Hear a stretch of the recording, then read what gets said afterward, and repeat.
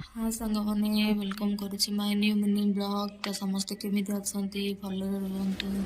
ମହାଦେବଙ୍କ ଦୟାରୁ ମା ସନ୍ତୋଷୀଙ୍କ କୃପାରୁ ଆଜିର ଦିନଟି ସମସ୍ତଙ୍କର ଭଲରେ କଟୁ। ତ ସାଙ୍ଗମାନେ ଚାଲନ୍ତୁ ଭିଡ଼ିଓଟି ଆରମ୍ଭ କରୁଛି। ବାସ୍ ଆଜି କିଛି କାମ ଅଛି, ତ ଭିଡ଼ିଓଟିକୁ ଶେଷ ପର୍ଯ୍ୟନ୍ତ ଦେଖନ୍ତୁ, ତାହେଲେ ଜାଣିପାରିବେ। ତ ଭିଡ଼ିଓଟି ମୁଁ ଆରମ୍ଭ କରୁଛି କାମପତ୍ରରୁ। ତ ଆମେ କୁଆଡ଼େ ଯିବୁ ଆପଣମାନେ ଭିଡ଼ିଓରେ ରହିଲେ ହିଁ ଜାଣିପାରିବେ। ଖାସ୍ କରି ଦୟାକରି ସବସ୍କ୍ରାଇବ୍ ଯେଉଁମାନେ କରିବେ ସେଇମାନେ ହିଁ ଜାଣିପାରିବେ ଆମେ କୁଆଡ଼େ ଯିବୁ କୁଆଡ଼େ ନାହିଁ।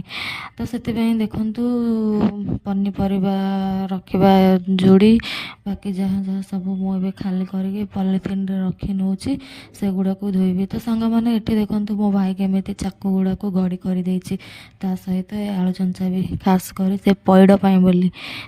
ଆପଣମାନେ ତ ଦେଖିଥିବେ ସେ ଭିଡ଼ିଓରେ ପଇଡ଼ ପାଇଁ ବୋଲି କେମିତି ଏ ଚାକୁ ଏତେ ସବୁ ଗଡ଼ି ହୋଇଯାଇଛି।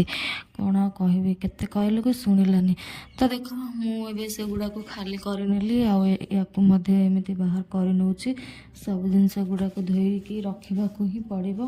ଯଦି ଧୋଇକି ନ ରଖିବି ସାଙ୍ଗମାନେ ତାହେଲେ ମୂଷା ତ କାଟିବ ସବୁ ଜିନିଷ ନଷ୍ଟ ହୋଇଯିବ। ସେଥିପାଇଁ ଏଗୁଡ଼ାକ ଧୋଇକି ହିଁ ରଖିବାକୁ ପଡ଼ିବ। ତ ଦେଖ ଏବେ ମୁଁ ଗୋଟିଏ ଗୋଟିଏ କରି ସବୁ ଜିନିଷକୁ ବାହାର କରିନେଲି।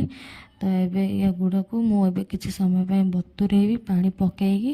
ଏଗୁଡ଼ାକ ବତୁରେଇଲେ ହିଁ ଯାଇକି ୟାକୁ ଧୋଇବି। ତ ସାଙ୍ଗମାନେ ଚାଲ କ'ଣ କରିବା, ସବୁ କାମ ତ ଆମକୁ ହିଁ କରିବାକୁ ପଡ଼ିବ। ଆଉ କ'ଣ କରିବେ, ନିଜ କାମ ନିଜେ ନ କରିଲେ ଆଉ କିଏ କରିଦେବ। ତ ଦେଖ, ତ ସାଙ୍ଗମାନେ ଚାଲ ଏଠି ମୁଁ ସବୁ ଗୁଡ଼ାକୁ ଧୋଇବି, ଆପଣମାନଙ୍କ ସହିତ ଦେଖାହେବ ଧୁଆଧୋଇ ସରିଲେ। ତ ଦେଖ ମୁଁ ସବୁ କାମ 2ଟାରୁ 5ଟା ପର୍ଯ୍ୟନ୍ତ ଲାଗିଥିଲି। ସବୁ କାମ ଏବେ ମୋର ସରିଲେ। ଦେଖ ସାଙ୍ଗମାନେ କେମିତି, ମୁହଁ ତ ଧୋଇଛି ଦେଖ, କିନ୍ତୁ ମୋ ଦେହ ପୁରା ମାନେ ଝାଳରେ ମୁଁ ଗାଧେଇ ପକେଇଛି। ତ ସବୁ କାମ ସରିଲେ। ମୋ ଭାଇ କୁଆଡ଼େ ପଳେଇଥିଲା, ଏବେ ତାଙ୍କେ ଉଠିଲେ। ତ ଦେଖାହେବା ଆଉ ଗୋଟିଏ ବ୍ଲଗ୍ରେ। କେମିତି